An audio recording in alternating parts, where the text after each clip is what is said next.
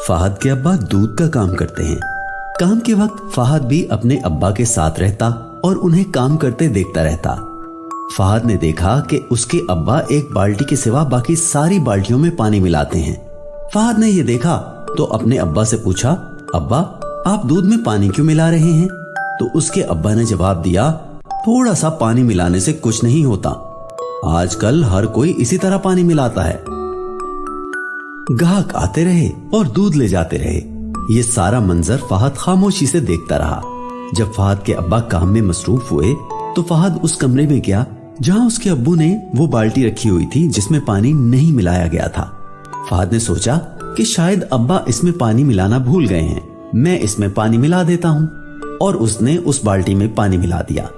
पानी मिलाकर वो बाहर आ गया। तब तक उसके अब्बा काम से फारिग हो चुके थे। फहद और उसके अब्बा दूध वाली बाल्टी लिए घर आ गए।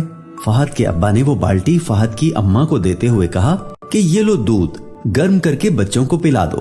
फहद की माँ ने वो बाल्टी खोली और जब देखा तो दूध लस्सी की मानिंद बहुत पतला लग रहा था। उन्होंने फहद के अब्बा से पूछा, ये दूध है? ये तो बहुत पतला लग रहा है, लस्सी बनी हुई है इसकी। फहद के अब्बा ने हैरानगी से देखा और कहा, ये कैसे हो सकता है? मैंने तो इसमें पानी नहीं मिलाया। फहद ने आकर अपने अब्बू को बताया कि पानी उसने मिलाया है क्योंकि आप इसमें पानी मिलाना भूल गए थे। ये सुनकर फहद के अब्बा ने उससे पूछा, तुमने इसमें पानी क्यों मिलाया? ये तो घर के लिए था। ये सुनकर फहद ने कहा कि जो ग्राहक आपसे दूध लेके जाते हैं वो भी तो अपने घर ही लेकर जाते होंगे, उनके भी छोटे छोटे बच्चे होंगे और उनको भी अपने बच्चों को लस्सी जैसा दूध पिलाना अच्छा नहीं लगता होगा।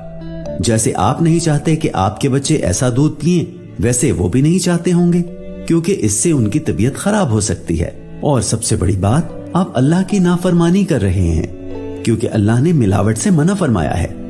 फहद के अब्बू उसकी ये बातें सुनकर बहुत शर्मिंदा हुए। उनको अपनी गलती का एहसास हो गया और उन्होंने आइंदा कभी ऐसा ना करने का अहद कर लिया।